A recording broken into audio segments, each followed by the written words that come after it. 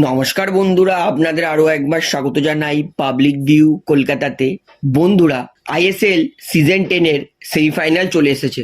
তো সেমিফাইনালে কোন চারটে দল পৌঁছেছে, কোন কোন দলের মধ্যে খেলা আছে, খেলাগুলো কত তারিখে হবে এবং সেমিফাইনাল থেকে ফাইনালে পৌঁছানোর জন্য প্রত্যেক কটা দলকে কত গোলের ব্যবধানে জিততে হবে আজকের এই ভিডিওতে সেটাই আপনাদেরকে জানাবো। তাই ভিডিওটি শুরু করার আগে একটা ছোট্ট অনুরোধ করে রাখবো, ভিডিওটা অবশ্যই শেষ পর্যন্ত দেখবেন এবং যারা এই চ্যানেলে নতুন আছেন তারা অবশ্যই চ্যানেলটিকে সাবস্ক্রাইব করে বেল আইকন প্রেস করে অল করে রাখবেন। তাহলে বন্ধুরা, আইএসএল সিজন 10 এর কিন্তু সেমিফাইনাল চলে এসেছে এবং সেমিফাইনালে যে চারটে দল পৌঁছেছে সেটা হচ্ছে মোহনবাগান 1 নম্বরে, 2 নম্বরে মুম্বাই সিটি এফসি, 3 নম্বরে এফসি গোয়া এবং 4 নম্বরে উড়িষ্যা এফসি। এবং ঠিক তাই কিন্তু এরাই 1 থেকে 4 নম্বরে আছে এবং এদের মধ্যেই খেলা, অর্থাৎ সেমিফাইনালের প্রথম ম্যাচ খেলা উড়িষ্যা ভার্সেস মোহনবাগানের মধ্যে এবং গোয়া আর মুম্বাইয়ের মধ্যে হবে।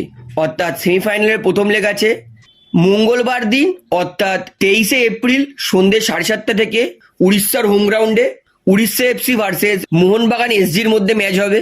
এবং সেমিফাইনালের প্রথম লেগের সেকেন্ড ম্যাচ হবে FC Goa versus Mumbai city এফসির মধ্যে বুধবার দিন 24শে এপ্রিল সন্ধ্যে 7:30 থেকে গোয়ার হোম গ্রাউন্ড ফাতোরদা গোয়াতে।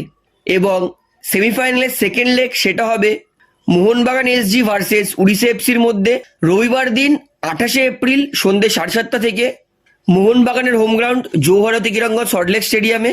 এবং সেকেন্ড সেমিফাইনালের সেকেন্ড ম্যাচটা হবে মুম্বাই সিটি ভার্সেস এফসি গোয়ার মধ্যে সোমবার দিন 29শে এপ্রিল সন্ধ্যে 7:30 থেকে মুম্বাইয়ের হোম গ্রাউন্ড মুম্বাই ফুটবল এরিনাতে। অর্থাৎ এটাই হচ্ছে সেমিফাইনালের চারটে ম্যাচ।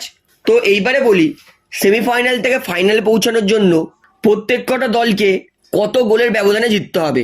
সবার প্রথমে বলি, সেমিফাইনাল কিন্তু দুটো লেগে খেলা হবে, ফার্স্ট লেগ এবং সেকেন্ড লেগ।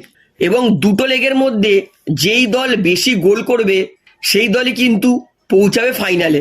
অর্থাৎ দুটো সেমিফাইনালের ম্যাচ হোম অ্যাওয়ে মিলিয়ে যেই দল বেশি গোল করবে প্রতিপক্ষ থেকে সেই দলই কিন্তু ফাইনালে পৌঁছাবে।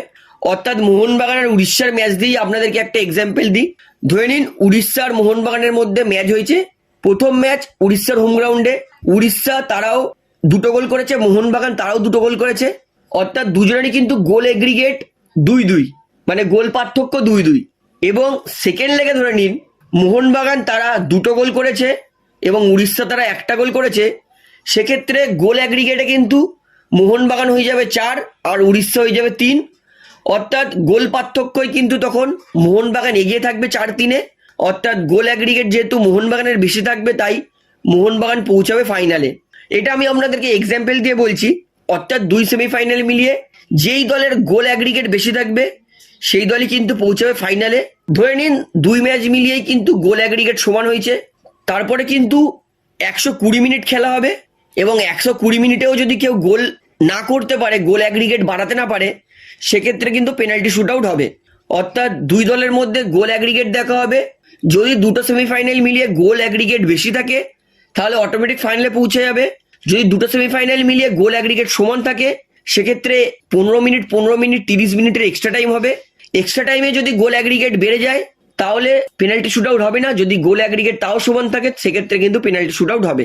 অর্থাৎ সেমিফাইনাল থেকে ফাইনালে পৌঁছানোর জন্য কিন্তু কোনো একটা দলকে গোল অ্যাগ্রিগেট বেশি রাখতে হবে, তাহলে কিন্তু সেই দল সেমিফাইনাল থেকে ফাইনালে পৌঁছাতে পারবে।